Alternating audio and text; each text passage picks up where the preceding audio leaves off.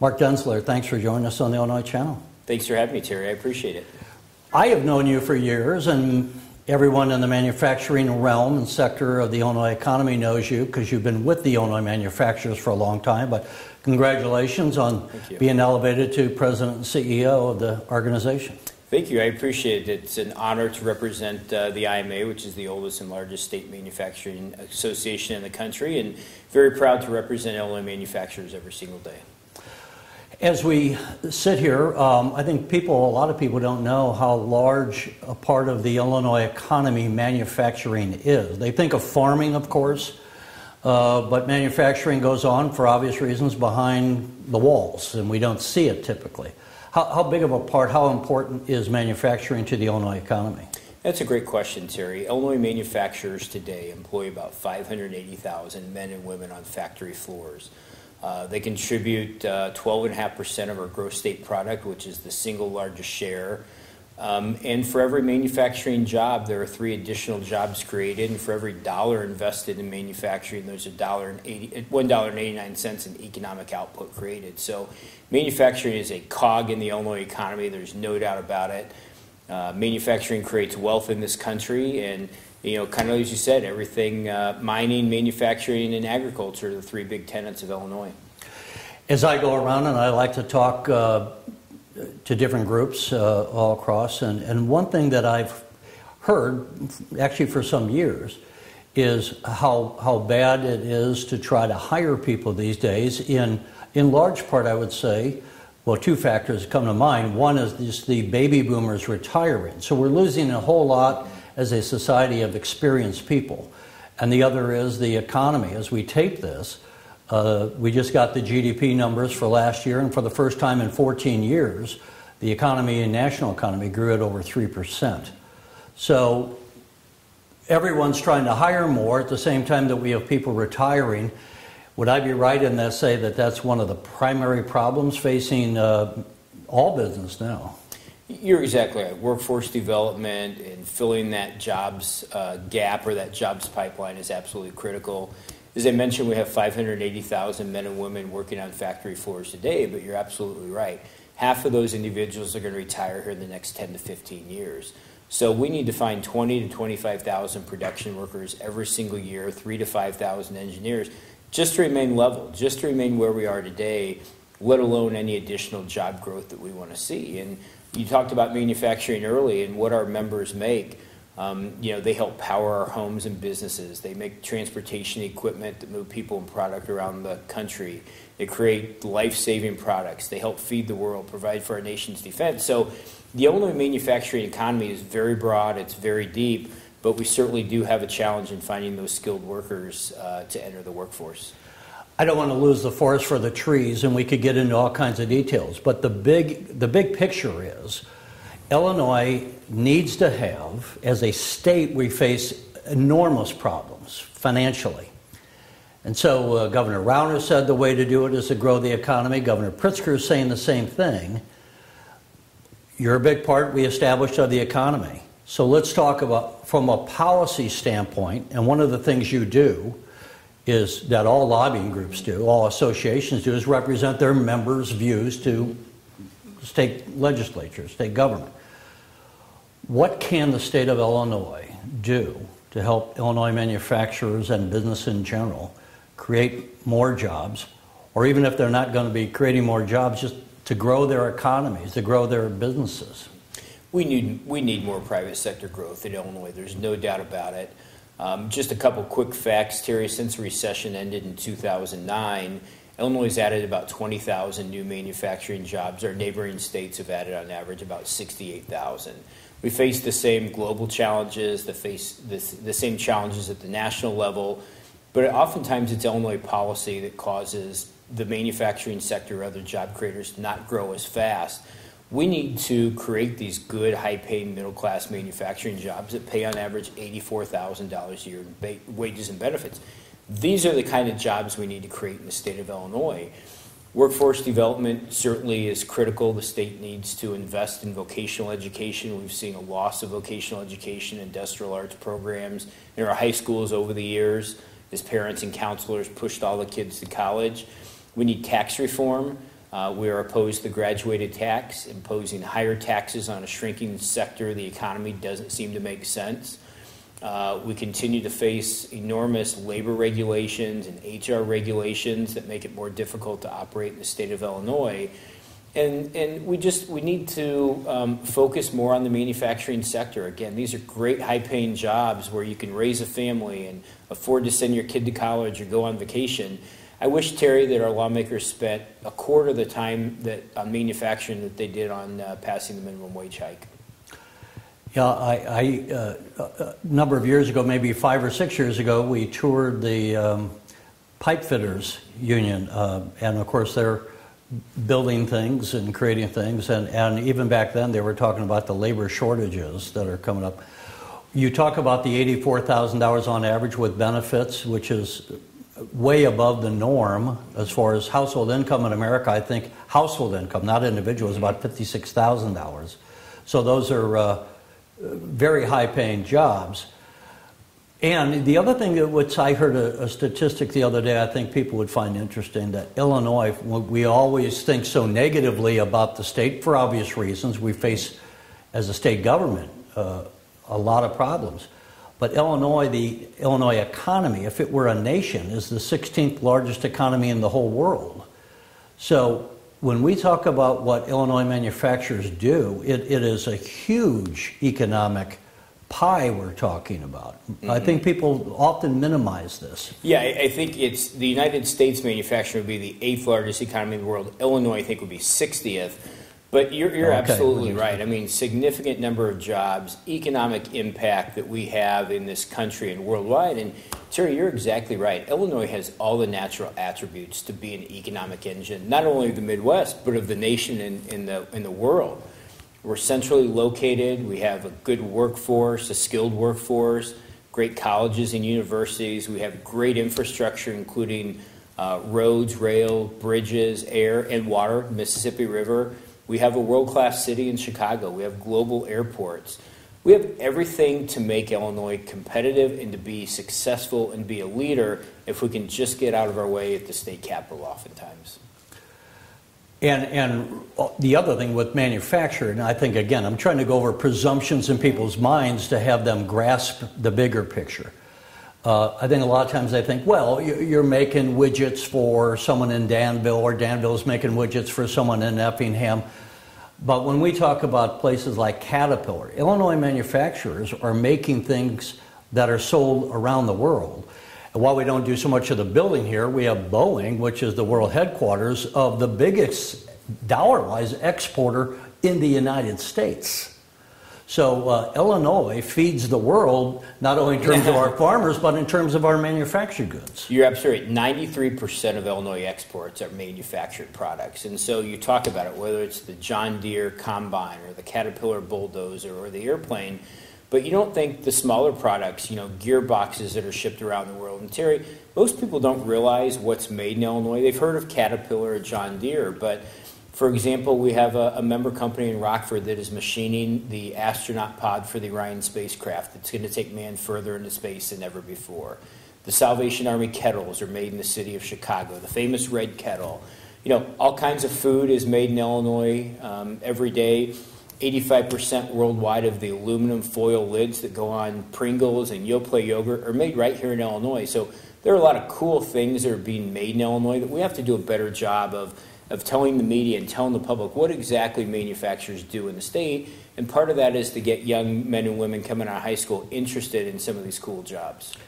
And that's why I wanted to go. So with that, we've laid the foundation of how big this is, and it's going to be really bad if we come somewhat to not a halt, but a slowdown, just because you don't have the manpower. In Germany, they have long had a program of technical education and bringing people into their trades. In America, as you said, we tended to overemphasize higher education. Can we get some agreement? And I think I've talked to a number of the community college presidents. I think that's a great place where they are able to do that. We were down covering earlier this past summer the president's daughter came down to Lewis and Clark about workforce development, as just one example. So what can we do? What can the Illinois manufacturers do, the state do, and do that in cooperation, let's say, with probably our community colleges, perhaps more than the four-year colleges, to start feeding kids who can go from, maybe they come from a lower income bracket, and could actually be trained in a relatively short amount of time, and then all of a sudden find themselves making more money than they ever dreamed of. And they walk out of that without huge college debt. Is Right. the important thing as well. Jim Nelson, who runs our education foundation, we've been working on this for a number of years. We've partnered with more than a dozen community colleges around the state. And you have to create workforce programs from the ground up in these different regions. Richland Community College and President Valdez, what happens in Decatur is a little bit different than what they need in Lake County, for example, or different maybe than what they need in Southeast Illinois. So you have to have your local employers come together with your K through 12 districts and your community college, because you want to make sure that your community college is providing the appropriate skills for that local workforce. And you're absolutely right. The community colleges play a huge role in this. We have to get students and parents and counselors and teachers understanding that these manufacturing jobs are out there, because oftentimes when we go and we'll talk to high school students and you ask them, do you want to go into manufacturing, they'll say no, but they don't understand what is made in Illinois. So we have to involve the K through 12 schools and also community colleges. And then the IMA is also administering an apprenticeship program along with the German American Chamber of Commerce. You talked about Germany, where manufacturing is really seen as a high-value career, much the same as being a doctor and attorney in the United States. And they'll have 300 applicants for 15 apprenticeships in Germany for a manufacturing company. So we've partnered on this apprenticeship program to really bring that model to companies where they're essentially training their future workforce, getting kids in high school working 2 or 3 years through the apprenticeship, so when they graduate, they can slide right into that first job. I know recently you talked to the press and you said one of the problems is that in high schools they're not teaching the skills, and you mentioned it briefly here. But another problem is that sometimes they are teaching, but they're not teaching to industry standards. Who sets the industry standards? They get the industry to make it. But I mean, how can you get those places that are teaching to be following the curriculum that would really make a difference for those students? Yeah, it's a great question, Terry, because it doesn't really help that young man or woman if they go through an apprenticeship program or they go through some program and they come out of it without the skills where they can succeed in the manufacturing workplace. Just as we wouldn't have a nursing student coming out without the proper standards or skills, we don't want manufacturing workers as well. So we need to make sure that these community colleges and these trade schools or technical schools are teaching to industry standards. There are some national standards out there, so that if you graduate, you have a welding certificate, for example, you certainly can meet those requirements for those employers moving forward. But they have to be held to a high standard, and we think every community college should live up to that, because when employers and manufacturers are looking to hire that young man or woman coming out of college, they want to make sure that they know that they meet that standard that's required. And another part of it, Terry, I'll go into is we're really struggling, and the IMA has a bill, Grow Your Own STEM Teacher Act, this year, because we went back and we went to the community colleges and we asked them, if we want to double your output, and right now there's roughly 7,000 students involved in kind of industrial education, vocational education, and community college. How many did you say? About 7,000 students currently and that's enrolled across the state? Across the state. We said, if you want to double your output, do you have the capacity? And the community colleges all said yes, except we're lacking instructors. So as we've seen the vocational education programs fall by the wayside in high school, we've also seen it somewhat at the community college level. So this is systemic. So our Grow Your Own STEM Teacher Act will incent students to study the science, technology, engineering, and math, and then as a requirement, they have to teach in Illinois public high school or college or community college in order to get that benefit. So we have to take care of the short term now through apprenticeship programs and the like, but we also have to build that system for the future. How did they respond to that? They're very interested. Community college is doing great work across the state. Richland Community College and Harper. There's some great programs out there they're very excited about. They're investing in it. They know what it means to the young men and women or the dislocated workers or retiring veterans coming back from the military. So some community colleges are doing a great job with it, and we enjoy working with them. So you mentioned, let's say 7,000 are in the pipeline, let's say approximately. Do you have any number on how short we are on employment? We talked earlier about how hard it is to get people to work. And again, that's in every industry. The truck drivers are saying the same thing. How short are we of skilled people? Well, when we talked earlier, we need 20 to 25,000 production workers every year. So if you just simply do the math, we only have roughly about a third of the workforce coming through the community colleges today that we're going to need to replace those workers who are retiring. So it's a significant issue, and it's not just in Illinois, Terry, and it's not just the small manufacturers. It could be a Fortune 50 manufacturer down to the small family tool and die shop. They are all struggling to find workers. And it's also a systemic around the United States. We've seen Wisconsin and Iowa. All of our neighboring states and states around the country have the same problem. Wisconsin, one of their solutions, they did an $8 million campaign trying to lure Illinois workers to come to Wisconsin. Which goes to tell you something. I mean, if that $8 million is not insignificant, that they're trying just to get Illinois people to come to their state. Correct. Are we as a state doing anything to try to get people from Arkansas or Tennessee or somewhere else? You know, we're not, unfortunately. The state has a good ETIP job training program, they do, but with the budget constraints over the last number of years, some of those programs have fallen by the wayside or been significantly reduced. We need to get our budget back on track. We need to invest in education workforce development. To his credit, Governor Pritzker mentioned that in his budget address and talked about the importance of vocational education. We hope the General Assembly will follow suit and add some additional resources to that. But again, this is a systemic problem, and if we don't address it now, we're going to face critical shortages in the future. So the progressive income tax, which is one of Governor Pritzker's key economic points, maybe the top economic point, you're opposed to.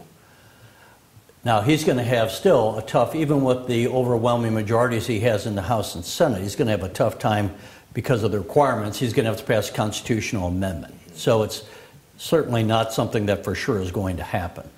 Are there other areas, though, where you could work with the Pritzker administration, and do you find any receptivity to your suggestions? You know, the IMA has a long history of working in bipartisan fashion in the General Assembly and working with governors of both parties, you know, going back decades. And so at the end of the day, we want a manufacturing majority. We want a governor and members of the General Assembly who support the manufacturing sector. We can certainly work with the governor on things like education and workforce development. There's an urgent need for a capital infrastructure bill in the state of Illinois. So there are going to be a number of things that we can work with the governor on. I was with him recently at M-Hub in Chicago, and he talked about the importance of manufacturing and research and development. We're supportive of a long-term and permanent research and development credit, particularly for our biopharmaceutical industry and advanced manufacturing. So there's going to be a number of areas that we can work with the governor on, and there's going to be policy areas where we have differences. Well, and that's exactly where I was going to go, because anyone can imagine if you're, let's say, trying to catch a plane and it doesn't always take off when it's supposed to. You might say, well, how do I even know if I'm going to get there on time? You need some predictability to use a service. And one of the things with the R&D tax credit is it's been an on-off switch in Illinois government, turning it on and off. So I would imagine that a lot of people say, well, how can we even know if we go to apply for it? We don't want it for 1 year or 6 months. We want to know it's going to be there permanently, right? And I will go back to, well, what kind of what kind of research and development does a spring manufacturer need? Well, I don't know, but we also have some of the biggest pharmaceutical companies in America right here in Illinois, and that certainly people can understand that you do need in that kind of an industry a lot of research and development.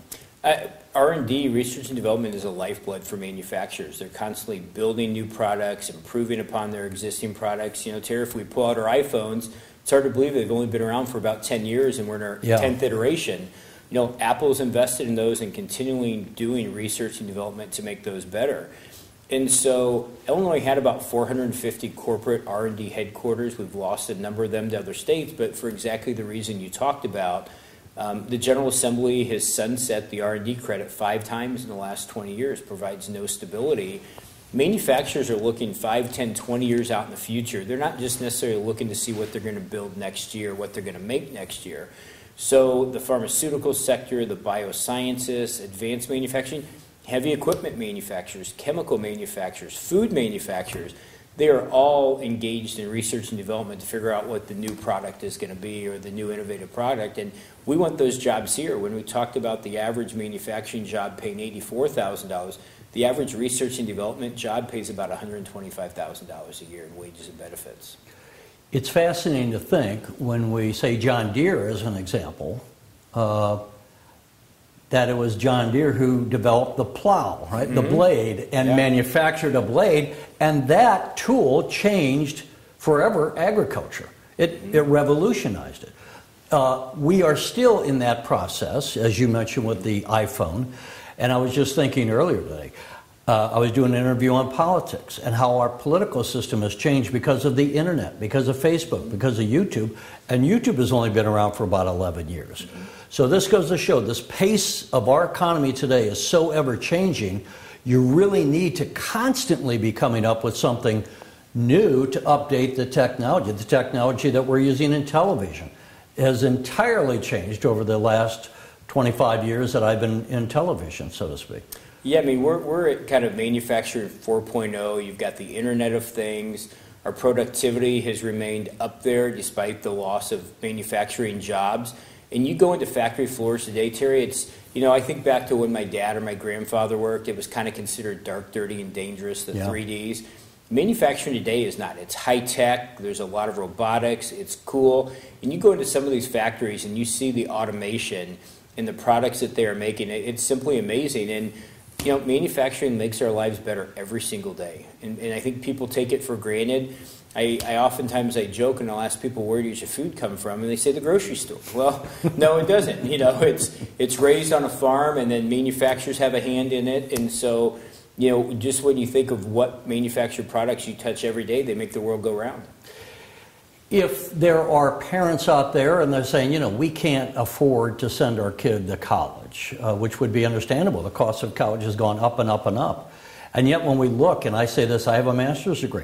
Having a master's degree or a PhD or certainly not even a BA guarantees you're going to be a high-paid person these days.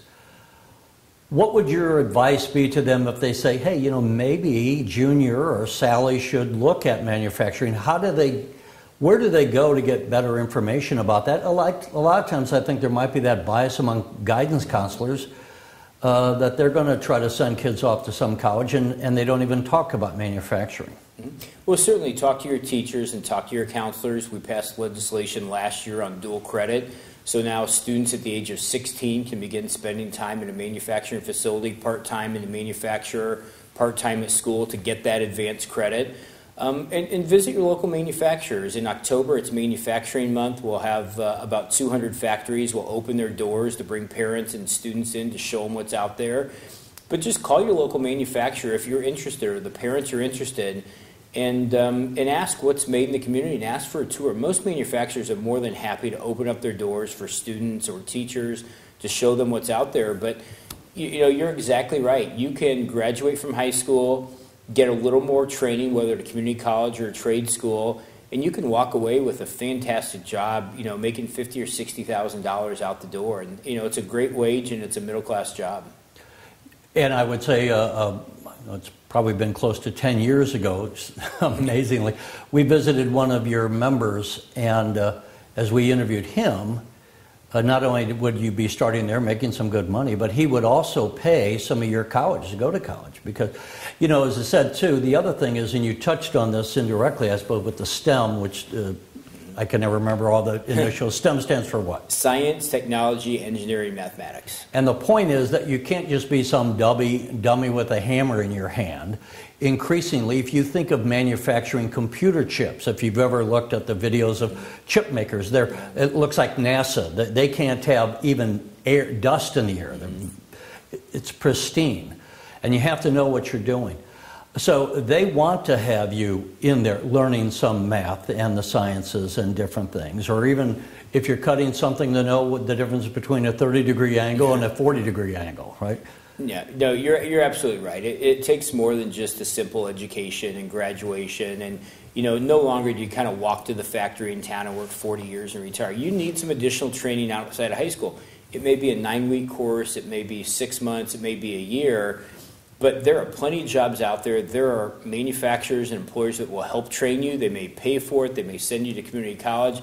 But there's a lot of opportunity out there if we can just get more young men and women, in addition to returning veterans and dislocated workers, getting them into that pipeline, because there are great jobs out there that pay great wages and make cool things. When you talk to the lawmakers, I don't know if you have. Do you ever take them on tours of manufacturers to kind of put those pictures in their head so they get it more? Yeah, we did about 36 tours last year with legislators and also members of Congress. We do it on a regular basis to show them what's out there and what's being made in their districts. How do they respond? Are they amazed? Or? They love it. They're absolutely amazed. A lot of times they've driven by a facility a number of times. They don't know what's made in it.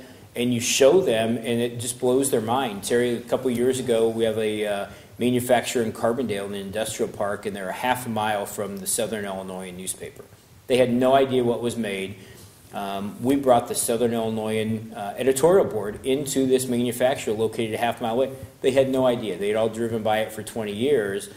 And so it's manufacturers need to open their doors. They need to be proud of what they made. They need to show the community what is being made.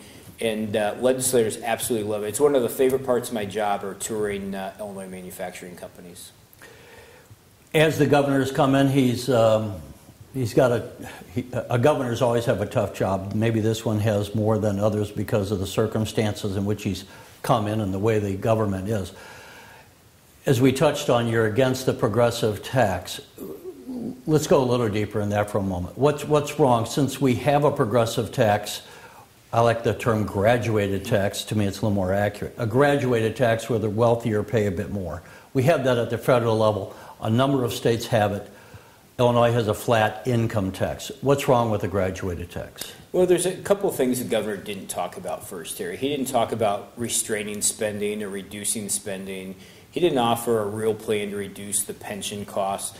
So before you continue digging, the first thing you have to stop digging when you're in a hole. And so Illinois, as you know, has about a $3.2 billion budget deficit. We have a backlog of bills, about $8 billion, and we have a $130 billion pension. So we have to stop spending past our means, first of all.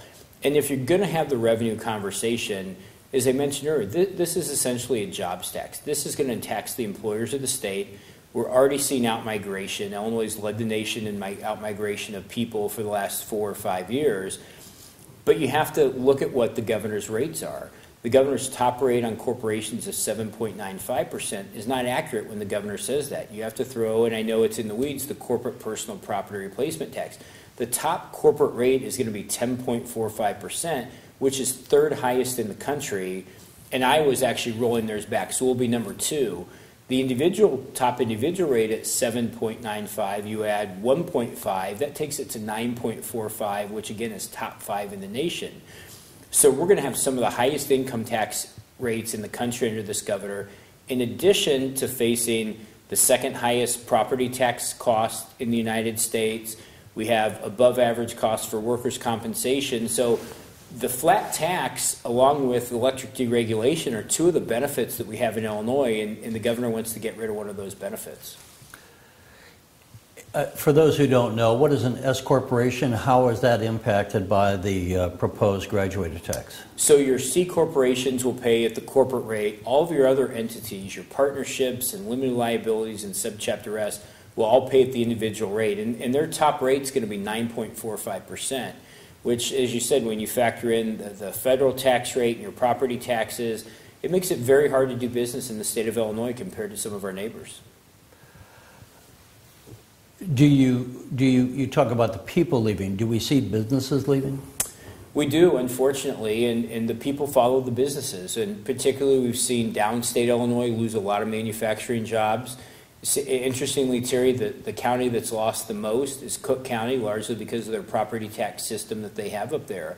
But when these large manufacturers or mid-size or small manufacturers leave a community, especially downstate, you see those communities oftentimes kind of wither up, and it's a punch in the gut, and it's really hard to replace those good, high-paying, middle-class jobs in those downstate communities. And then, the young men and women, factory workers' kids, when they go off to college, they don't come back to Illinois because there's just not the opportunity. Right. As we've talked many times right now about the graduated income tax, but the other thing the governor's had, he's already put into law the $15 an hour minimum wage that's coming in 2025. Now, we talked about some people making $80,000, which is more than twice $15 an hour. But does that $15 an hour, does that impact your members? It does impact manufacturers for a couple ways. We do have some manufacturers that might pay minimum wage to some office help or some people starting out, but you have wage inflation. I've had a number of member companies, Terry, that pay people $25, $30 an hour, and those workers are saying, hey, if somebody's going to come in and make $15, how much more am I getting? Am I going to go from $30 to $34 an hour? So it's got inflationary pressure, number one. Well, then the second thing, those manufacturers all buy products and services from other companies. So if their service providers all have to increase their wages, the manufacturer is going to get hit with the bill for increased costs, in addition to having to potentially pay increased wages to their employees. In a perfect world, I look at what President Trump, when he came in, he started cutting regulations. And immediately the economy started coming back because people just didn't have that cost. A lot of people don't understand that government regulations add cost to doing anything. Is there any low-hanging fruit? We talk about some of these heavy lifts to get them to not do this, not do that. Is there any low-hanging fruit that we could say to the governor and the lawmakers, hey, if you could at least do this, we could start to grow again? I think the first message would be, first, do no harm. Kind of the famous moniker of the medical community. Stop making it more difficult for employers to do business in the state. As you mentioned, we've added significant increase in labor costs through the minimum wage. It's going to cost the state $1.1 billion over the next couple of years. It's going to come out of the pockets of Illinois taxpayers. And then we see, Terry, we're tracking 500 bills over at the state capitol, and the vast majority impose new regulations and mandates on employers that just make it more and more difficult to do business in the state. Conversely, what you've seen federally, you've seen the president and Congress cutting regulations. The National Association of Manufacturers does a quarterly optimism study. Manufacturers are more than 90% optimistic compared to 60% during the Obama administration. So they're really optimistic about the future of manufacturing, the future where the country is going. We just need to get Illinois' mindset moving in that direction with our policymakers as well. And if we did that, if we worked together instead of at odds, arguably the Illinois economy at large would grow and more revenues would come into the state. Absolutely. And Terry, as I said a few minutes ago, Illinois is so positioned to be the economic engine of the Midwest and the nation. Again, the central location, the workforce, the infrastructure. We have every piece of the puzzle in place. If we can get the policy right, manufacturing will boom in the state. It will grow, will create jobs, will add tax revenue for the state. That's the best thing that we need to do, is we need to recognize that manufacturing is a critical cog in the economy. We need to stop penalizing job creators, and we need to do more to make Illinois more attractive because, again, we have all the assets available here to really take off.